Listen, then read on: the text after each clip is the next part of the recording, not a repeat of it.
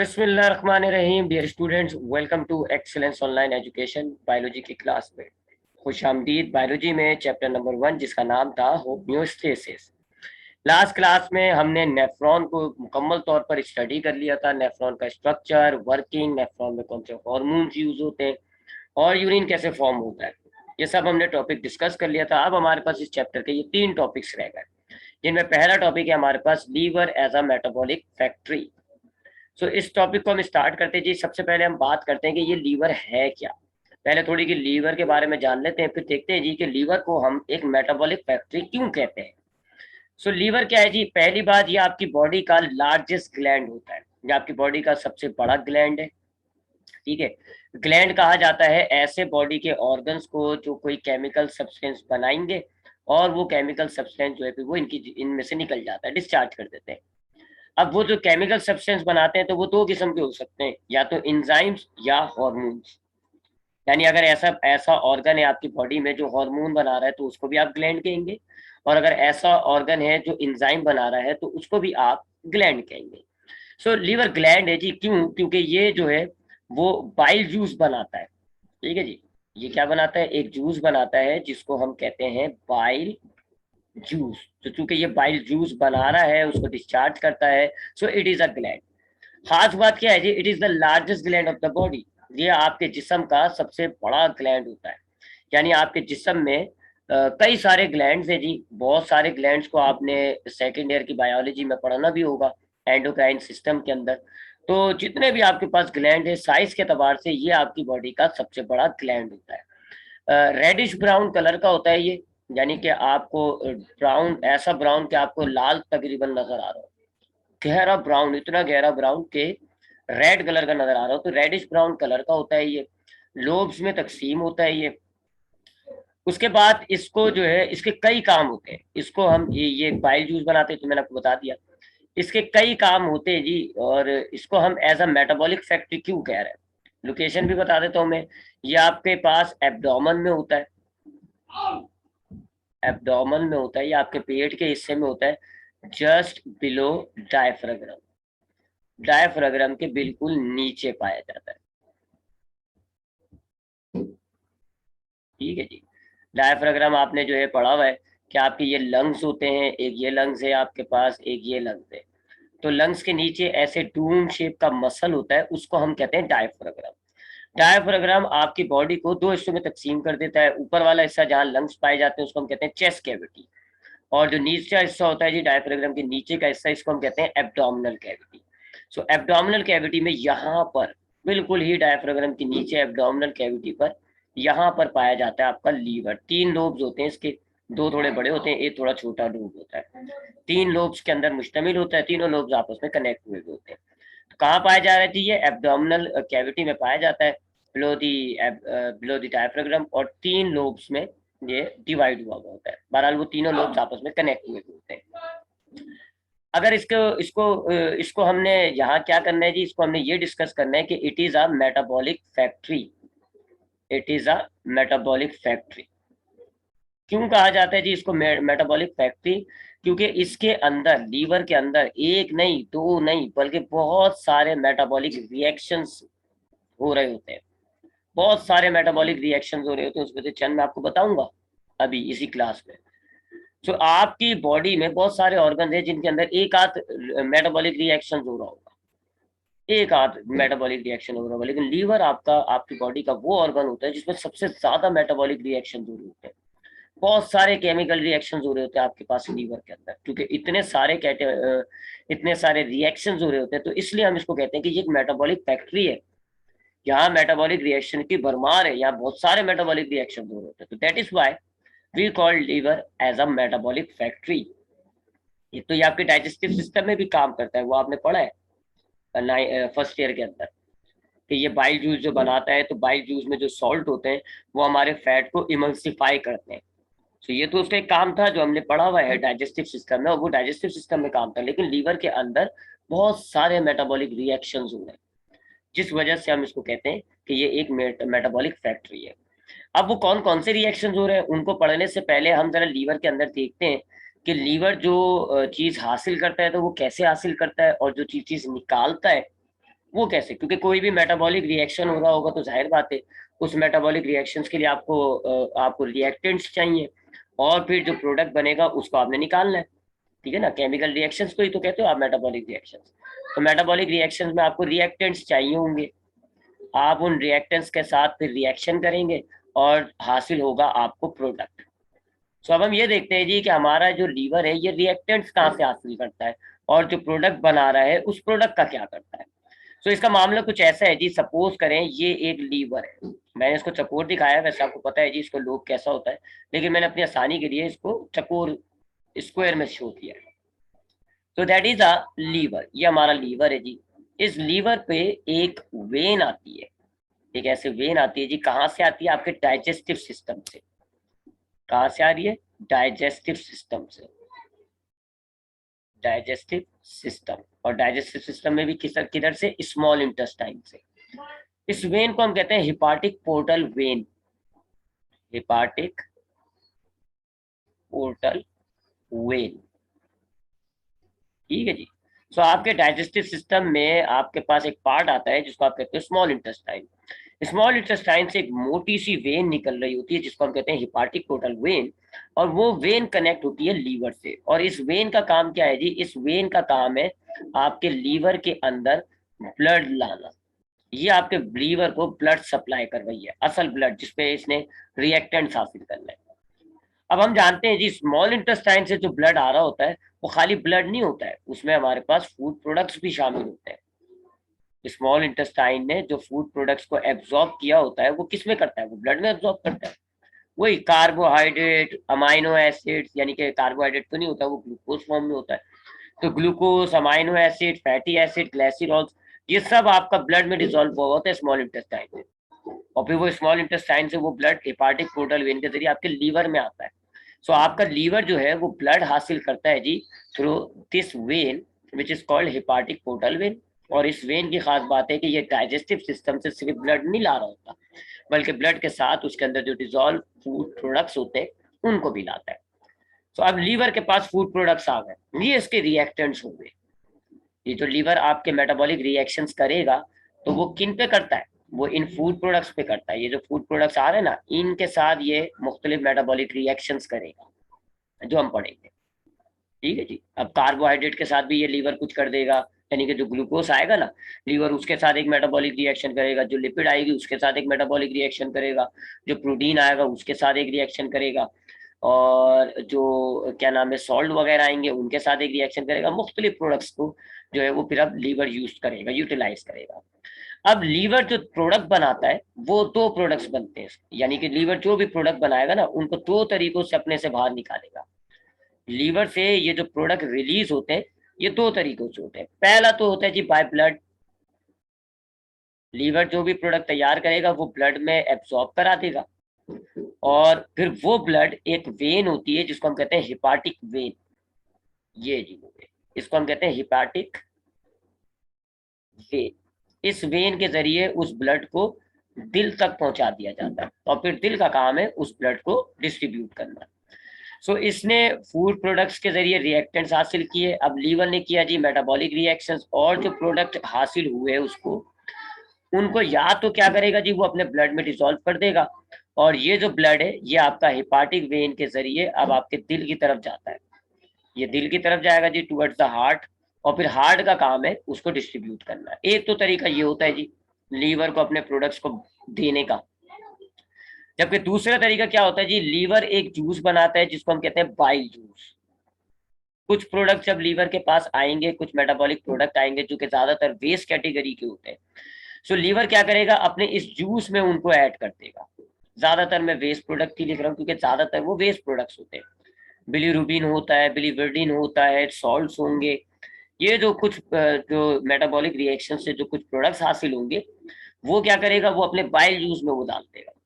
और फिर वो बाइल जूस इनके पास जो है, पहले इनके पास एक ब्लैडर होता है, थैला होता है जिसको हम कहते हैं गॉल ब्लैडर, उसमें स्टोर हो जाता है। और फिर गॉल ब्लैडर से एक डक्ट निकलती है जिसको हम कहते हैं जिसको हम कहते हैं बाइल डक्ट। ठीक है जी, मैं यहाँ बना देता हूँ।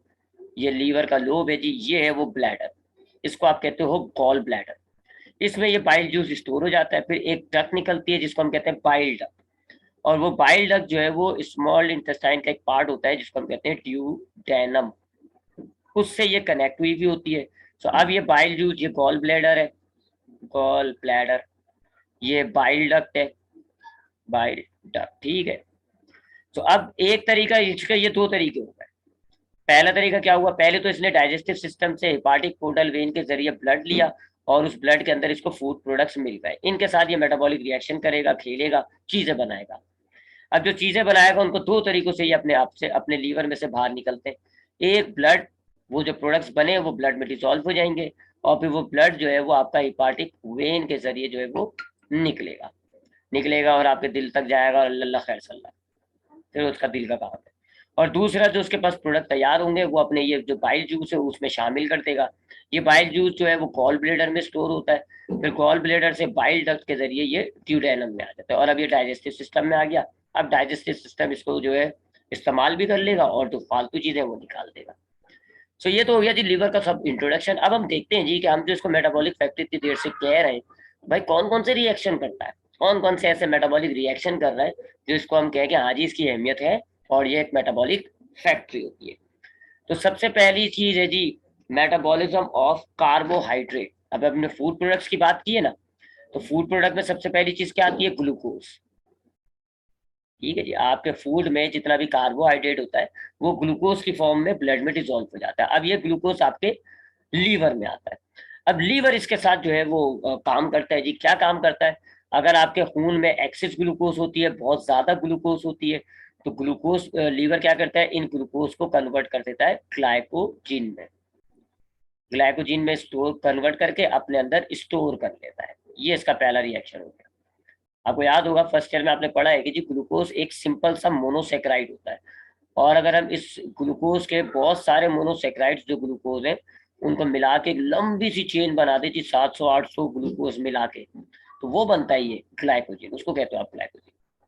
तो आपने खाना खाया, आपका जो ब्लड है जिसमें ग्लूकोज है, इंतहाई ज्यादा ग्लूकोज खा लिया आपने, तो अब आपके लीवर में जब ये ग्लूकोज वाला ब्लड आएगा तो ग्लूकोज के साथ लीवर क्या करेगा, देखेगा लीवर कि जी ग्लूकोज जरा ज्यादा है, तो क्या करेगा जी, लीवर जो है उस ग्लूकोज को ग्लाइकोजिन में कन्वर्ट करेगा और अपने अंदर स्टोर कर देगा। इससे दो फायदे हो जाते हैं, एक आपके खून के अंदर ग्लूकोज की कंसंट्रेशन कम हो जाती है और दूसरा आपके पास एनर्जी स्टोर हो जाती है। एनर्जी जो है वो ग्लाइकोजिन की फॉर्म में स्टोर हो गई, फूड आपके बॉडी के अंदर, लीवर के अंदर स्टोर हो गया। एक तो ग्लूकोज के साथ ये वाला मामला करता है जी। उसके बाद कभी कभार हम जब खाना खाते हैं तो हमारे खाने में ग्लूकोज नहीं होता। अब जब इसके पास ब्लड आया उसमें ग्लूकोज की कंसंट्रेशन कम है, अब ग्लूकोज की कमी है, तो अब यहाँ लीवर दूसरा मेटाबॉलिक रिएक्शन करता है। लीवर के अंदर ये जो ग्लाइकोजिन स्टोर हुआ है, ये जो ग्लाइकोजिन लीवर ने अपने अंदर स्टोर किया हुआ है, अब वो इसको तोड़कर वापस ग्लूकोज में कन्वर्ट करेगा और वो ग्लूकोज आपके ब्लड में डिसॉल्व हो जाएगा और यूं आपके खून के अंदर जो ग्लूकोज की कंसंट्रेशन है वो बढ़ जाएगी। कंसंट्रेशन कम हो या ज्यादा हो, दोनों को मैनेज कर रहा है ग्लूकोज। अगर आपने खाना खाया, ग्लूकोज ज्यादा है, तो ग्लूकोज लीवर ने क्या किया, ग्लूकोज को ग्लाइकोजिन में कन्वर्ट किया, अपने अंदर स्टोर कर लिया। और अगर आपने खाना खाया उसमें ग्लूकोज नहीं था, अब आपका खून तो बेकार हो गया ना, क्योंकि उसके अंदर जिससे एनर्जी निकाली जाए ग्लूकोज वो तो है ही नहीं, क्या फायदा है खून का। तो फिर अब लीवर के पास जब वो खून आएगा तो लीवर क्या करेगा, अपने ग्लाइकोजिन को निकालेगा, उसको तोड़ के वापस ग्लूकोज में कन्वर्ट करेगा और उस ग्लूकोज को ब्लड में डिसॉल्व कर देगा। अब ये ब्लड जो है जिसमें ग्लूकोज आ गया, ये आपके पूरी बॉडी में डिस्ट्रीब्यूट होता है।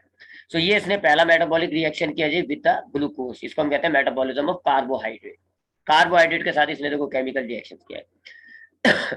अच्छा याद रखिएगा, ये दोनों जो काम हुए, ग्लूकोज को ग्लाइकोजिन में कन्वर्ट करना है या ग्लाइकोजिन को ग्लूकोज में कन्वर्ट करना, ये हार्मोन के जरिए होता है।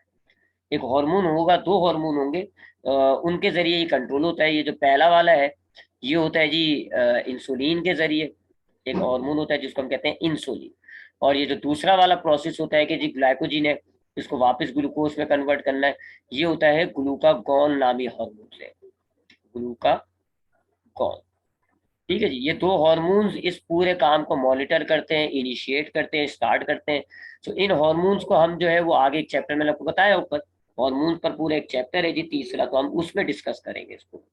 पर यहाँ नाम मैंने आपको बता दिए जी, इन नाम को गौर कर लीजिएगा, इंसुलिन और ग्लूकागॉन का। इंशाल्लाह इसको जो है फिर हम आगे चैप्टर में डिस्कस करेंगे। अब ये तो हो गया ग्लूकोज। अब दूसरा प्रोडक्ट हमारे फूड में आता है हमारे ये जो आ रहा है ना फूड प्रोडक्ट, तो इस फूड प्रोडक्ट में एक तो था glucose, the second is amino acid.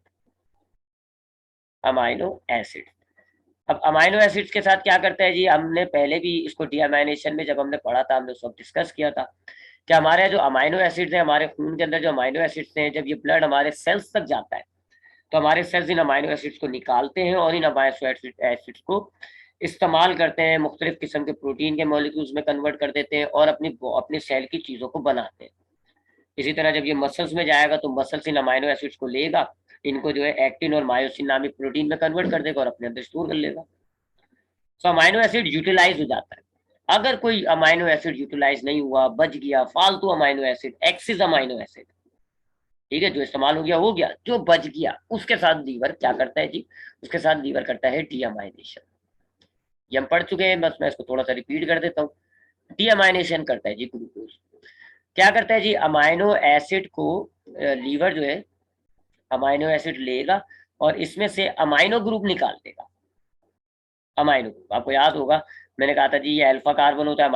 Amino acid का स्ट्रक्चर क्या है जी, एक अल्फा कार्बन होता है, इसमें यहाँ लगा हुआ होता है COOH, इसको हम कहते हैं कार्बोक्सिलिक एसिड ग्रुप। एक होता है जी ये NH2, इसको हम कहते हैं अमाइनो ग्रुप। एक ये होता है R, इसको हम कहते हैं रिएक्टिव साइट। और एक ये होता है H, इसको हम कहते हैं हाइड्रोजन। ये एक अमाइनो एसिड, आपका लीवर इसको रिमूव कर देता है। अच्छा ये NH2 है, मैंने 3 लिख दिया, ये इसको रिमूव कर देता है, NH2 को, अमाइनो ग्रुप को निकाल देता है, ठीक है जी, और इस अमाइनो ग्रुप को एक हाइड्रोजन के साथ मिला के अमोनिया बना देता है। तो ये बन गया जी अमोनिया, NH3। और जो बाकी चीजें बचती हैं जी, ये या तो कार्बोहाइड्रेट में कन्वर्ट हो जाती हैं या फिर लिपिड्स में उनको कन्वर्ट कर देता है। ये जी इसकी अमाइनो, इसको हम प्रोसेस को हम कहते हैं डीअमाइनेशन।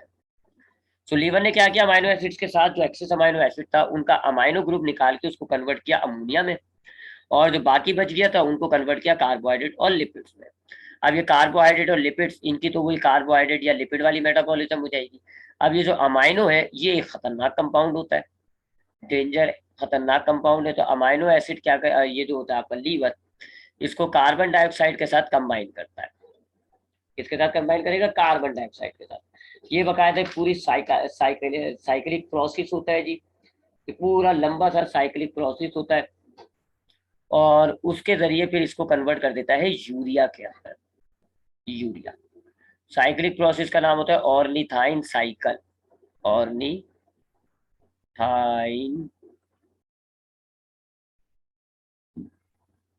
साइकिल, ठीक है जी। सो ये दो काम अमाइनो एसिड के साथ किया, ये नंबर 1, पहले अमाइनो एसिड में से अमोनिया निकाला और फिर टू अमोनिया को यूरिया में कन्वर्ट किया, ठीक है। ये दो काम करता है जी आपके लीवर अमाइनो एसिड के साथ। तो टोटल एक तरह से देखा जाए 4 मेटाबॉलिक रिएक्शन हो गए, 2 ग्लूकोज के साथ, 2 अमाइनो एसिड्स के साथ, 2 काम हो गए जी। उसके बाद फिर लिपिड्स जो आती है, अब फूड प्रोडक्ट में जो तीसरा अहम कंपाउंड होता है वो लिपिड्स होती है जिनको हम फैटी एसिड्स कहते हैं। फैटी एसिड्स, उनके साथ क्या करता है जी आपका लीवर, अब जो आपके खून में, पहली बात तो आपके खून में जो फैटी एसिड्स होती हैं आपके खून में जाती हैं, आपके सेल्स तक जाती हैं, खाल वाल तक जाती हैं और ऑर्गन्स तक जाती हैं और वहां जाके कोलेस्ट्रॉल की फॉर्म में डिपॉजिट हो जाती है, ठीक है जी। आपकी जितना भी ये जो लिपिड्स होते हैं, यानी कि आपने जो खाने में लिपिड्स खाए हैं, फैटी एसिड्स खाए, आपको याद हो कि ये फैटी एसिड्स में ब्रेक डाउन हो जाता है। तो अब आपका लीवर क्या करता है जी, इनको जो है फैटी एसिड्स को जो है वो 2 तरीकों से तोड़ता है। फैटी एसिड्स को या तो इसको ऑक्सीडाइज कर देता है,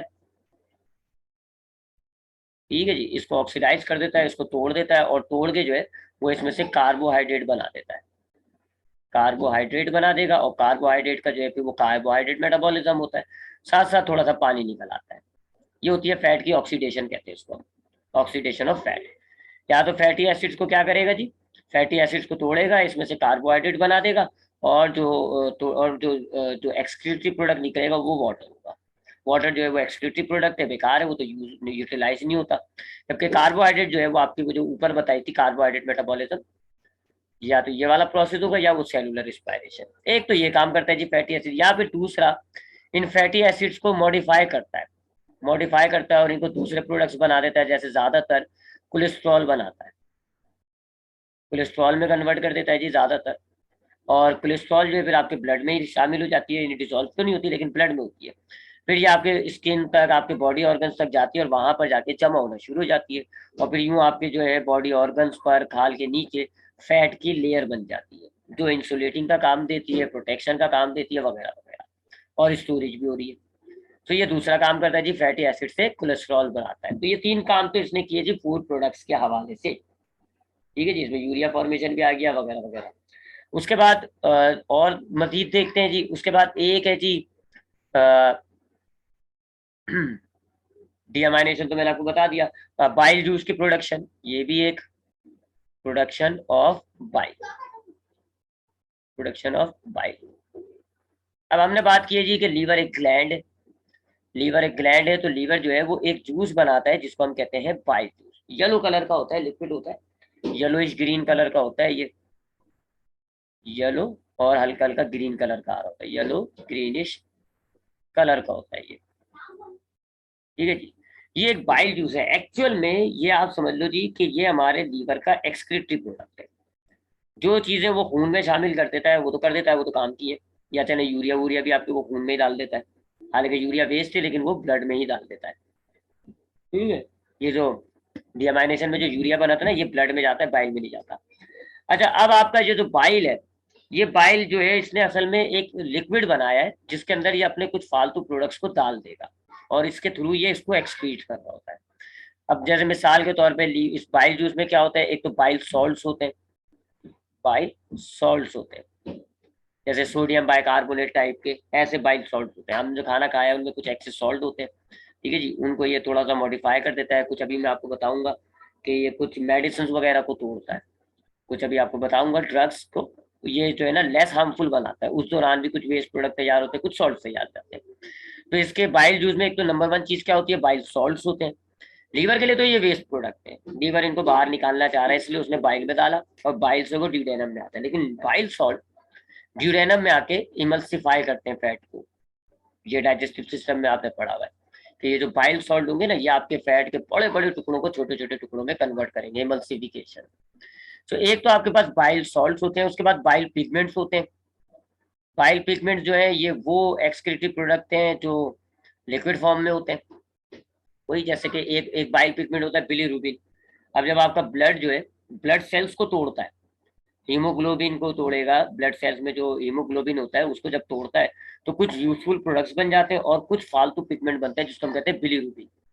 वो बिलीरुबिन बाइल पिगमेंट है, बाइल पिगमेंट बाइल में डाल दिया जाता है, उसको रिलीज करना है। इसी तरह बिलीवर्टिन है। तो यूं समझ लो कि आपके जो लीवर है ये कुछ जैसे कि आपके हीमोग्लोबिन होंगे उनको तोड़ेगा, इस दौरान कुछ वेस्ट प्रोडक्ट तैयार होंगे। इसी तरीके से जो हम ड्रग्स खाते हैं कि कोई दवाई वगैरह खाते हैं उसमें से कुछ हमारे पास हार्मफुल ड्रग है, तो ये उसको तोड़ता है, उसमें कुछ वेस्ट प्रोडक्ट तैयार हो जाते हैं। सो अगर सॉलिड वेस्ट है जी जैसे कि सॉल्ट वगैरह, तो वो बाइल सॉल्ट्स की सूरत में आ रहे हैं, और अगर लिक्विड है तो वो बाइल पिगमेंट्स की सूरत में आ रहे हैं। दोनों तरह के वेस्ट को इसने बाइल जूस में डाल दिया। इसी तरह फॉस्फेट वगैरह जो होता है, एक्सिस फॉस्फेट होगा, वो भी वो बाइल जूस में निकाल रहा है।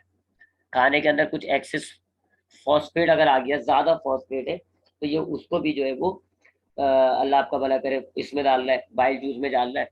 फॉस्फोलिपिड्स होती है, लिपिड्स की कई शक्ल होंगी जी, फॉस्फोलिपिड्स की सूरत में होंगी, कोलेस्ट्रॉल होंगी एक्स्ट्रा, वो भी इसमें आ रही होती है। तो ये सारा वेस्ट प्रोडक्ट है, काफी चीजें होती हैं इसमें। कोलेस्ट्रॉल्स होती हैं, सॉल्ट्स होते हैं, बिलीरुबिन होता है, बिलीवर्डेन होता है, म्यूकस वगैरह भी होता है, फॉस्फोलिपिड्स होती है, फॉस्फेट होते हैं, सॉल्ट्स होते हैं।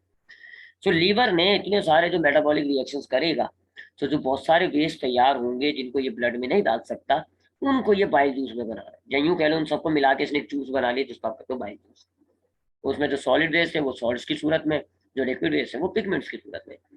मकसद बाइल का, लीवर का क्या है जी, इसको इसने ये रिलीज करना है, तो ये रिलीज ही करता है, बाइल तक से ये ड्यूडेनम में निकालता है, और फिर ड्यूडेनम में इनमें से जो बाइल सॉल्ट है वो इस्तेमाल हो जाता है, बाइल सॉल्ट थोड़ा सा इस्तेमाल हो जाता है, बाकी सारी चीजें आपके सॉल्ट आपके जो है वो एक्सक्रीटिव प्रोडक्ट के साथ निकल जाती है, रिलीज हो जाती है। हाँ, बिलीरुबिन जो है वो आपके ब्लड में डिजोल्व हो जाता है, और इसकी वजह से आपका ब्लड जो है वो यानी कि येलो कलर का आता है। तो जब ये बाइल पिगमेंट, ये जो बाइल जूस है, जब आपके ये स्मॉल इंटेस्टाइन तक जाता है, तो इनमें से कुछ वेस्ट जो है वो आपके ब्लड में डिजोल्व हो जाएगा, जैसे बिलीरुबिन, बिलीवर्डिन। कुछ वेस्ट जो है वो आपके ब्लड में डिजोल्व नहीं होगा, तो वो आपके डाइजेस्टिव सिस्टम से निकल जाता है। और जो वेस्ट ब्लड में डिजोल्व हो गया उसके लिए तो आपने पढ़ा है एक्सक्रीटरी सिस्टम है, वहां जाके उसको जो है निकाल के अलहदा कर दिया जाएगा। सो बाइल जूस बना रहा है जी, ये भी बड़ी काम की चीज हो गई है जी, और ये इमल्सिफिकेशन भी कर रहा है। उसके बाद है जी डेटॉक्सिफिकेशन। ये मैं आपको जो बता रहा था दवाइयों के बारे में, बहुत सी हम दवाइयाँ खाते हैं जिनके हार्मफुल इफेक्ट्स हो सकते हैं, या बहुत से ऐसे आप जैसे बहुत सी आप दवाइयाँ खाएंगे जिनसे आपकी बॉडी में रिएक्शन होगा जी, उससे आपकी बॉडी के अंदर कोई एक्शन तो हुआ, अच्छा हुआ, लेकिन कुछ वेस्ट प्रोडक्ट ऐसा तैयार हो जाता है जो कि हार्मफुल होगा, पॉइजनस सब्सटेंस बन सकते हैं आपके। देखो ना, आपकी बॉडी को तो नहीं पता आप क्या खा रहे हो, आपने कोई ऐसा कंपाउंड खा लिया जिससे कोई कोई पॉइजनस सब्सटेंस बन गया, तो उस पॉइजनस सब्सटेंस का इलाज भी लीवर ही करता है। जैसे अक्सर हम कुछ ड्रग्स खाते हैं, कुछ दवाइयाँ खाते हैं जिससे हमारी बॉडी में एक कंपाउंड बनता है जिसको हम कहते हैं हाइड्रोजन परऑक्साइड। ये एक डेंजर कंपाउंड है, हार्मफुल कंपाउंड है। ये अक्सर बहुत सारी दवाइयों के नतीजे में ये बन जाता है हाइड्रोजन परऑक्साइड। अब ये लीवर क्या करता है, इसको तोड़ देता है, हाइड्रोजन अलग कर देता है, इसमें से ऑक्सीजन को अलग कर देता है। ऐसे वाटर मॉलिक्यूल अलग हो जाएगा, ऑक्सीजन अलग हो जाएगी। ऐसे ये वाटर है, अब ये लेस हार्मफुल है, ये तो काम की, तो इसको आपने रिलीज हो जाती है, ये आपके ब्लड में डिजोल्व हो जाएगी, यूज हो जाएगी, ये ये वेस्ट प्रोडक्ट ही निकल जाएगा। सो इसको हम कहते हैं जी कि एक आपके पास कोई एक हार्मफुल प्रोडक्ट है, उसकी हार्मनेस को कम करना, उसको मॉडिफाई करना ताकि वो एक ऐसे कंपाउंड में कन्वर्ट हो जाए कि जो हार्मफुल ना हो, इसको आप कहते हो डेटॉक्सिफिकेशन। ये भी यही कर रहा है।